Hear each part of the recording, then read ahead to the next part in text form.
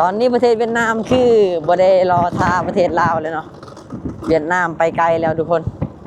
การค้าขายการส่งสินค้าโคตรหลายเนาะประเทศเวียดนามส่งสู่ประเทศลาวโอเคทุกคนเป็นตัวเมืองเนาะวันนี้มาหามาเลยทุกคนเอาทุกคนตอนนี้บ่าวเทวันนองได้แวะเติมน้ำมันเนาะที่ประเทศเวียดนามก็ราคาก็สิประมาณนี้เนาะ Quay được nhiêu tiền không? ฮะ Cái đi quay nhiêu tiền không? บ่มีเงินเราถามว่าจะทายแบบนี้จะมีเงินบ่เนาะข่อยว่าบ่มีเงินเนาะข่อยทายเล่นซื่อๆทุกคนตอนนี้บ่าวไทยบ้านนอกเนาะก็มาฮอดที่ในตัวเมืองกะซันเนาะทุกคนเนาะอันนี้เป็นตัวเมืองเลยทุกคนเป็นตัวเมืองใหญ่เนาะโอ้พี่น้องสุดยอดเลยรถจักรนี่บอกได้เลยว่าประเทศเวียดนามเนาะคือหลายที่สุดเนาะคือรถจักรเนาะรถใหญ่บ่ค่อยปานใดเนาะแต่ว่ารถจักรนี่โคตรหลายเลยทุกคนยกให้เป็นประเทศเวียดนามเลยทุกคนนี่สบายดีทุกคนตอนนี้บ่าวไทยบ้านนอกเนาะกับครอบครัวเนาะสาวธัญญาแล้วก็สาวตีเนาะทุกคนเนาะจะข้ามไปที่หมู่บ้านของเวียดนามเนาะจะไปเฮือนพี่น้องเนาะที่ประเทศเวียดนามทุกคนเนาะและตอนนี้บ่าวไทยบ้านนอกสิมาถ่ายคลิปให้พี่น้องเบิ่งคือไปประเทศเวียดนามจังใดแบบบ่มีพาสปอร์ตทุกคนเนาะมันจะมีทางลัดไปอยู่ทุกคนเนาะถ้าเฮามีพาสปอร์ตเฮาก็สิข้ามด่านไปเลยเนาะตอนนี้เฮาบ่มีพาสปอร์ตจากคนเนาะธัญญาก็บ่มีเนาะสาวตีก็บ่มีไทยบ้านนอกก็บ่มีหนทางจะเป็นจังใดเนาะทางที่แบบไปแบบบ่มีพาสปอร์ตเข้าไปประเทศเวียดนามทุกคนไปเบิ่งนำกันเลยนี่ทุกคนเนาะครัวตัวนี้เป็นระหว่างชายแดนลาวเวียดนามเลยทุกคนเนาะ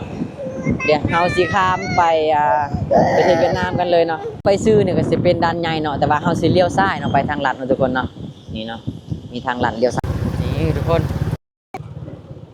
นี่เนาะทุกคนเนาะอันนี้เป็นทางลัดเนาะทุกคนเนาะเดี๋ยวเฮาสิข้ามไปก็สิมีด่านเนาะมีด่านตำรวจโอเคทุกคนตอนนี้บ่าวไทยบ้านนอกก็ได้ข้ามมองที่ทหารยามมาแล้วเนาะทุกคนเนาะก็จะมีทหารลาวเนาะมีด่านนึงเนาะทุกคนแต่เฮาบ่ได้ถ่ายคลิปให้ทุกคนเบิ่งเนาะมองที่เจ้าหน้าที่เฮ็ดเวียกเนาะตอนนี้เฮาข้ามมาที่เป็นชนบทของประเทศเวียดนามเลยทุกคนเด้อแถวนี้คือเป็นชนบทของประเทศเวียดนามหมดเลยเนาะข้ามมาแล้วทุกคนนี่ข้ามมาแล้วเนาะตอนนี้เนาะกะมื้อนี้เฮาก็สิไปหมู่บ้านไอเวียดเนาะเป็นพี่น้องของบ่าวไทยบ้านนอกที่เคยเดินทางไปหาซื้อของเก่านำกันเนาะทุกคนเนาะและมื้อนี้นะเฮาสิไปลิ้นบ้านเพิ่นเนาะเพิ่นพาไปลิ้นบ้านเพิ่นเนาะทุกคนบ่าวไทยบ้านนอกก็เลยพาลูกพาเมียไปเนาะมื้อนี้เนาะพาสาวธัญญาไปลิ้นที่ประเทศเวียดนามเนาะทุกคนเนาะก็เป็นชนบทเวียดนามเนาะบ่แม่นตัวเมืองเนาะทุกคนเนาะเดินทางมาแต่หมู่บ้านบ่าวไทยบ้านนอกเนาะไปที่หมู่บ้านชนบทของประเทศเวียดนามเนาะกะบ่ได้ไกลเด้อทุกคนเด้อเนาะประมาณ60เนาะประมาณ60ลักประมาณนี้แหละเนาะแต่ว่าหนทางมันยังยากในจังน้อยเนาะน่าไงนี่ทุกคนเป็นทางลัดก็สิประมาณนี้เลยเนาะในเมื่อเฮาบ่มีพาสปอร์ตเฮาสามารถเข้าได้เนาะนี่จะมาทางนี้ทุกคนแต่ว่าถ้าเฮาจะไปไกลเนาะบ่ได้เนาะเฮาไปเขตนอกตัวเมืองได้อยู่เนาะทุกคนเอาไปเที่ยวประเทศเวียดนามแบบบ่มีพาสปอร์ตนะแต่เฮาจะไปเที่ยวแบบในตัวเมืองเฮาต้องมีพาสปอร์ตไปเนาะเพื่อว่ามีการตรวจสอบเฮาก็จะได้เสียเงินเนาะหรือว่าคือปรับใหม่เนาะถ้าบ่มีอันพาสปอร์ตเนาะเฮาไปเที่ยวในเมืองแต่ไปเที่ยวแถวบ้านนอกแถวตลาดเขตของตัวเมืองนี่ได้อยู่เนาะโอเคทุกคนตอนนี้ก็มาฮอดเนาะเป็นตัวเมืองเนาะเป็นตัวเมืองละบ่าวเนาะทุกคนเนาะนี่ประเทศเวียดนามนี่โคตรเจริญเลยเนาะทุกคนเนาะตัวนี้แม่นเป็นเขตนอกตัวเมืองเนาะยังบ่แม่นเมืองใหญ่แท้ๆเนาะแต่ก็ประเทศแบบเจริญแห้งเนาะทุกคนมีแต่เรือนหลังใหญ่หมดเลยเนาะนี่ตอนนี้ประเทศเวียดนามคือบ่ได้รอท่าประเทศลาวเลยเนาะเวียดนามไปไกลแล้วทุกคนการค้าขายการส่งสินค้าโคตรหลายเนาะประเทศเวียดนามส่งสู่ประเทศลาวนี่คือบรรยากาศยังเป็นชนเผ่าบรูเด้อทุกคนแถวนี้เด้อ แต่ว่าเป็นชนเผ่าบรูของประเทศเวียดนามเนาะแต่ก็ลมเข้าใจกันอยู่เนาะกับภาษาของบ่าวไทยบ้านนอกเนาะจะถ่ายมุม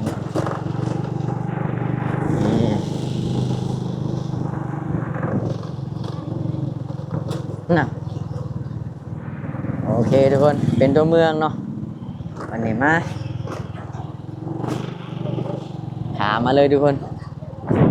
เราจะเติมน้ำมันก่อนเนาะตอนนี้เนาะเอาทุกคนตอนนี้บ่าวไทยบ้านนอกได้แวะเติมน้ำมันเนาะที่ประเทศเวียดนามก็ราคาก็สิประมาณนี้เนาะลิตรหนึ่งแมน30,000เนาะ30,000 ดงเนาะกะเงินลาวตกเท่าใดบ่ฮู้ทุกคนโอเคเนาะเฮาก็ได้เดินทางกันต่อบัดนี้ ไปอยู่ที่นั่น ฮะ เดี๋ยวนี้ไปอยู่ที่นั่น บ่มีเงินเราถามว่าจะทายแบบนี้จะมีเงินบ่เนาะข่อยว่าบ่มีเงินเนาะข่อยทายเล่นซื่อๆนี่เนาะเราถามจังเราถามนะโอเคทุกคนเดินทางเนาะวันนี้ Let's go หมู่บ้านบ่าวไทยบ้านนอกนะติดกับชายแดนลาวเวียดนามเนาะทุกคนเนาะก็เข้าประเทศเวียดนามง่ายอยู่เนาะแบบบ่มีพาสปอร์ตก็พอเข้าได้เนาะทุกคนแต่ถ้าเอาไปคงเทือนขายเอาคงเทือนไปขายนี่ก็ยากอยู่เนาะทุกคนเนาะยากอยู่ Let's go ทุกคนนี่ถนนก็4 เลนแบบนี้เลยเนาะสุดยอดเลยประเทศเวียดนามอันนี้เป็นตัวเมืองลาวบาวเนาะทุกคนถนนก็ดีหลายเนาะถนน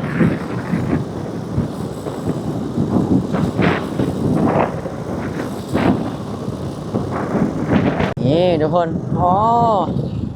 สุดยอดบอลทุกคนประเทศเวียดนามเนาะสิประมาณนี้เลยถนนหนทางเนาะเดี๋ยวทางหน้าก็จะมีไฟแดงไฟเขียวเนาะทุกคนเนาะ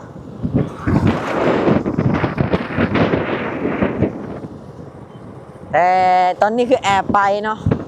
แบบคนลาวขับรถจากเวียดนามเนาะถ้าแบบจราจรของ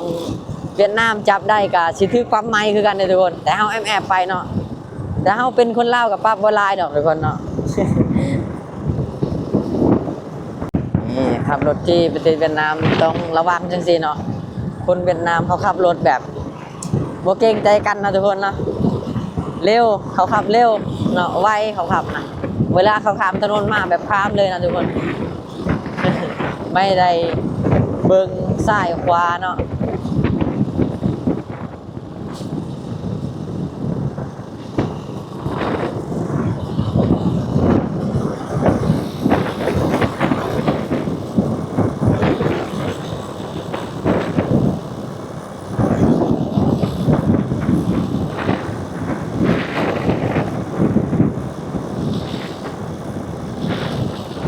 บรรยากาศโคตรฮอนเลยทุกคนเนาะ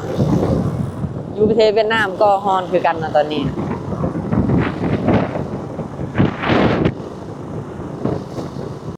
โอเคทุกคนตอนนี้น่าจะติดไฟแดงนะเขียวแล้ว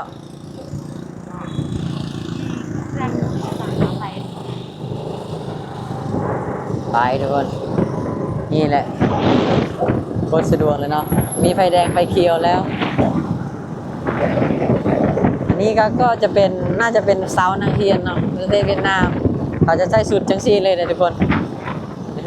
ไว้นุ่งซินคือประเทศลาวเด้อเขาใส่กางเกงใส่ทรงเลยเนาะเห็นนะ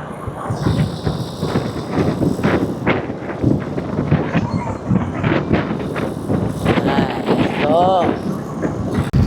ตอนนี้มาแต่แอบถ่ายสาวเวียดนามให้ทุกคนเบิ่งนะน่าจะเป็นผู้สาวนะทุกคนทุกคนเนาะนี่ประเทศเวียดนามเนาะมีลมแห้งในตอนนี้ทุกคนเนาะลมพัดแห้งทุกคนเบิ่งเนาะการหันลมตัวใหญ่ขนาดเลย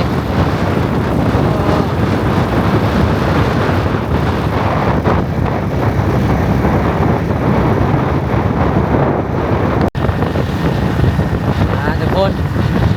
อันนี้คือตัวเมืองใหญ่เนาะของประเทศเวียดนามเนาะก็เป็นตัวเมืองใหญ่หลายเติบอยู่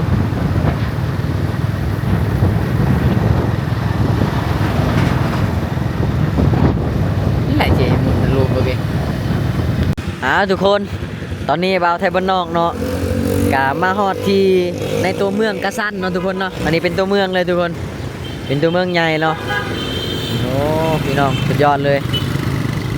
รถจักรนี่บอกได้เลยว่าประเทศเวียดนามเนาะคือหลายที่สุดเนาะคือรถจักรเนาะรถใหญ่บอกคอยปานใดเนาะแต่ว่ารถจักรนี่โคตรหลายเลยทุกคนยกให้เป็นประเทศเวียดนามเลยทุกคนนี่โอ้บรรยากาศก็สิประมาณนี้แหละรถโคตรหลายเลยทุกคนเวลาเขาอยากข้ามถนนนี่โอ้ยากเนาะแต่ว่าบอนนี่ยังบ่มีไฟแดงเถื่อนเนาะทุกคนเนาะถ้าบอนนี่มีไฟแดงน่าจะโอเคกว่าเนาะน่าจะสบายเลยล่ะ